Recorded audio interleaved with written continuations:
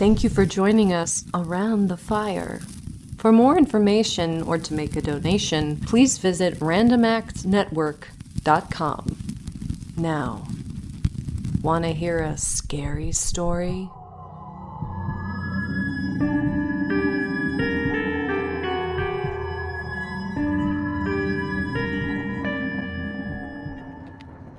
I never told you how I once went over the hills and found the dead valley, did I? My old friend Olaf asked. Well, this is the way it happened. He was a curiously headstrong fellow, one who often joined me in the winter evenings to play chess together, and after some close, fierce battle had been fought to the finish, usually with my own defeat, we'd fill our glasses and pipes once again, and Olaf would share stories of his faraway, half-remembered days from before he went to sea.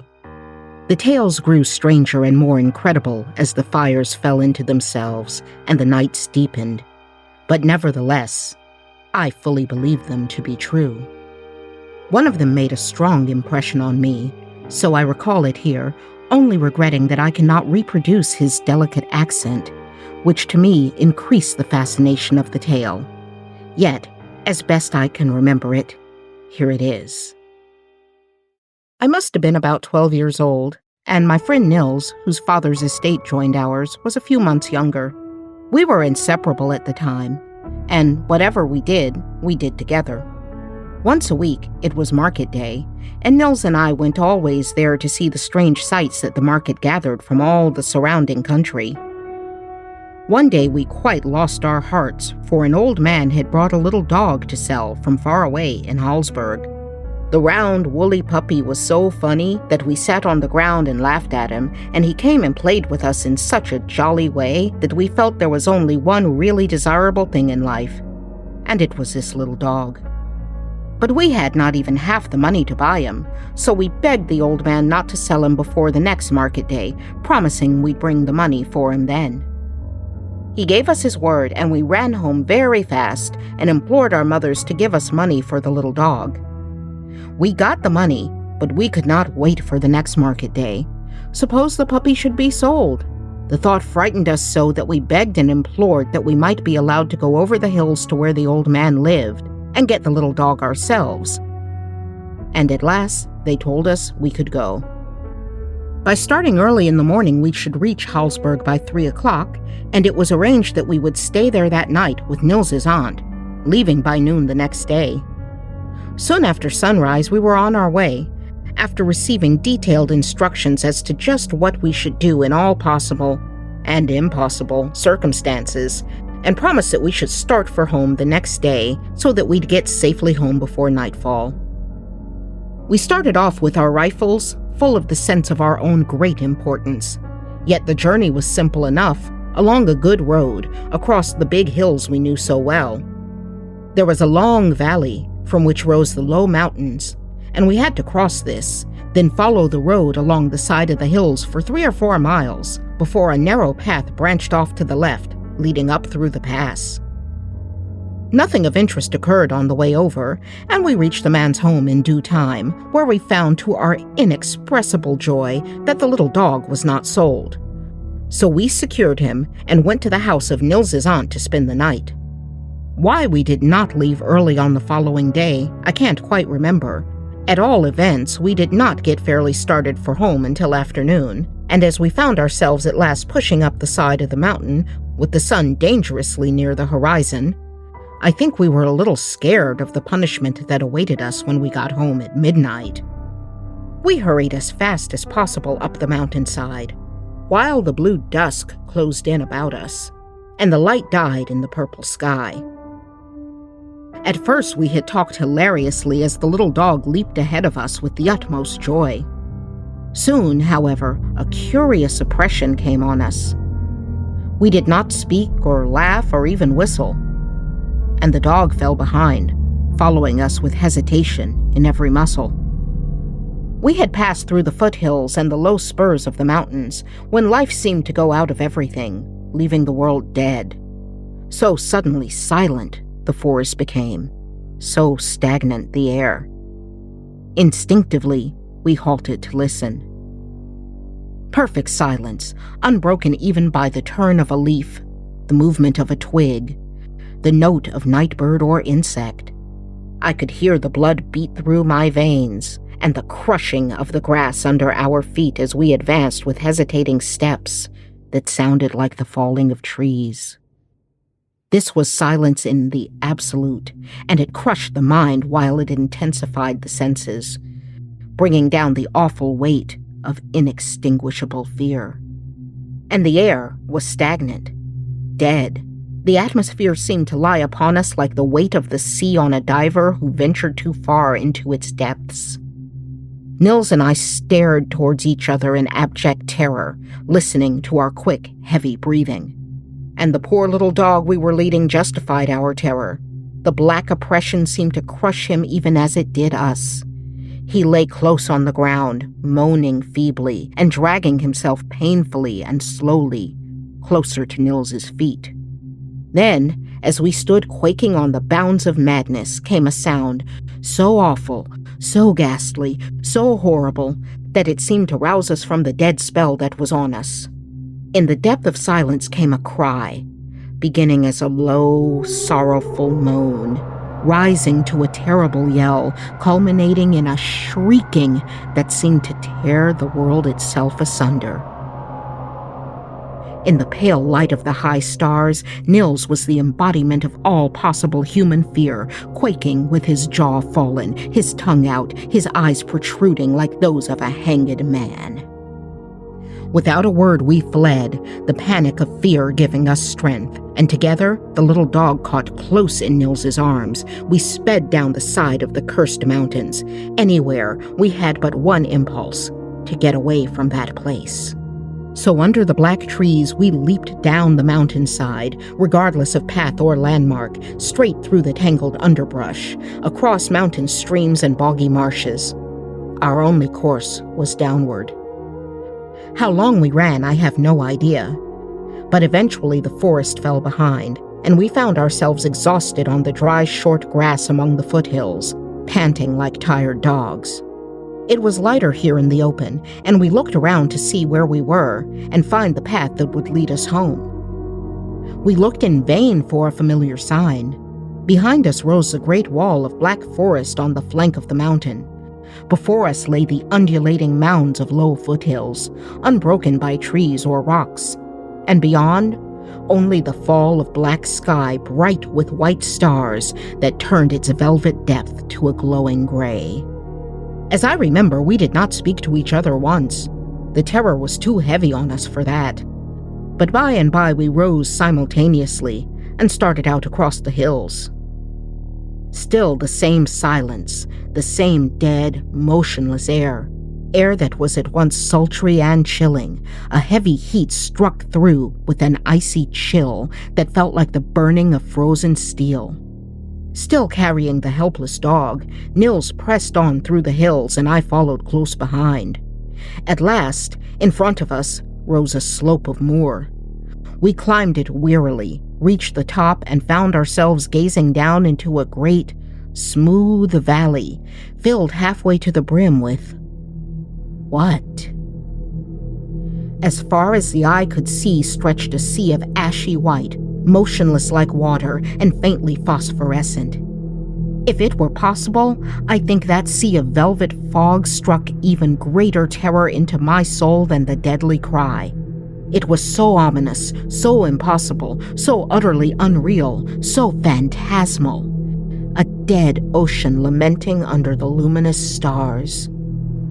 But there was no other way home, and our abject fear was shattered by the mad desire to get back. So we started down the slope to the sea of milky mist. Where the sharp and distinct stems of rough grass ceased, I put one foot into the ghostly fog. A chill as of death itself struck through me, stopping my heart, and I threw myself backward on the slope. At that instant came again the shrieking cry, closer and closer, right in our ears, in our very selves. And I saw the cold mist lift like a waterspout toward the sky, dimming the stars. This was enough. We turned and fled along the shore of the white sea that clashed behind us, rising slowly and steadily, driving us higher and higher up the foothills.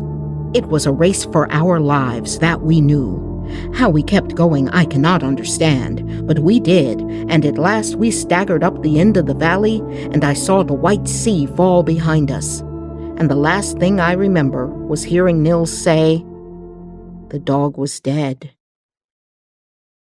It was 3 weeks later, as I remember, that I awoke in my own room and found my mother sitting beside the bed. I could not think at first, but as I slowly grew strong again, vague flashes of recollection began to come to me, and little by little, the whole sequence of events of that awful night in the Dead Valley came back. I was told that 3 weeks before, I had been found in my own bed, raging sick, and that my illness grew fast into brain fever. I tried to speak of the dreadful things that had happened to us, but no one looked at them, save as the hauntings of delirium. My mother told me that Nils had also been ill with a strange fever, but was now quite well again. Soon he visited, and, when we were alone, I began to speak to him of the night on the mountain. I shall never forget the shock that struck me down when the boy denied everything. Denied hearing the horrible cry, or seeing the valley, or feeling the deadly chill of the ghostly fog. He denied having gone with me at all. Nothing would shake him, and in spite of myself, I was forced to admit that my weakened brain was in turmoil.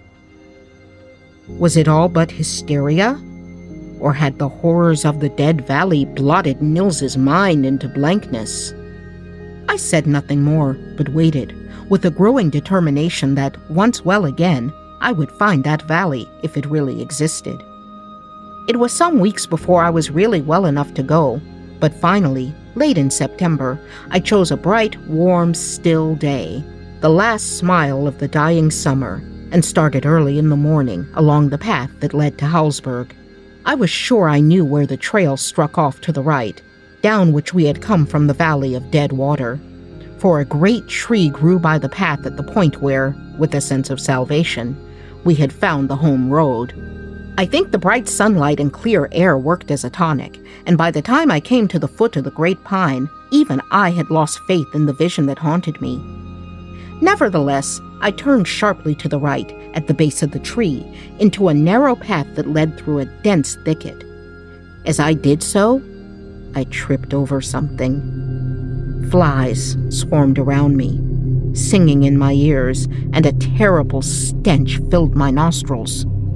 Looking down, I saw a pile of small bones poking through a matted fleece, all that was left of the poor little dog we had bought. Then I knew it was all true, and my courage went out with a puff. Pride urged me on, however, and I pressed into the thicket that barred my way. The path was hardly visible, for the bushes above grew thick and hardly penetrable. The land rose slowly, and the rising grew clearer, until at last I came out on a great slope of hill, unbroken by trees or shrubs, most like the rise of land that gave way to the Dead Valley and icy fog. I looked at the sun. It was bright and clear, and all around insects were humming in the autumn air, and birds were darting to and fro. Surely there was no danger, not until nightfall at least. So I began to whistle, and with a rush mounted the last crest of Brown Hill. There lay the Dead Valley. On all sides, the grass crept over the brink of the encircling hills, dusty green on the crests, then fading into ashy brown and forming a thin ring of deadly white, running in a long line around the slope. And then, nothing. Bare, brown, hard, glittering earth, dead and barren. Not a tuft of grass, not a stick of brushwood, not even a stone, but only the vast expanse of beaten clay. In the midst of the basin, perhaps 1.5 miles away, the level expanse was broken by a great dead tree, rising leafless and gaunt into the air. Without a moment's hesitation, I started down into the valley. Every particle of fear seemed to have left me, and even the valley itself did not look so very terrifying. I was driven by overwhelming curiosity, and there seemed to be but one thing in the world to do: to get to that tree. As I trudged over the hard earth, I noticed that the voices of the birds and insects had died away. No bee or butterfly hovered through the air. No insects leaped or crept over the dull earth. The very air itself was stagnant. As I drew near the skeleton tree, I noticed the glint of sunlight on a kind of white mound around its roots. All around the barkless trunk was heaped a wilderness of little bones. Tiny skulls of rodents and birds, thousands of them, rising about the dead tree and streaming off for several yards in all directions, until the dreadful pile ended in isolated skulls and scattered skeletons. Here and there a larger bone appeared, the thigh of a sheep, the hoofs of a horse, and to one side, grinning slowly, a human skull. I stood quite still, staring with all my eyes, when suddenly the dense silence was broken by a faint, forlorn screeching high over my head. A great falcon suddenly sailed downward over the tree, violently landing among the bleaching bones. Motionless. Struck with terror, I rushed for home, my brain whirling. I ran steadily on and on, a strange numbness growing in me. At last, I glanced up.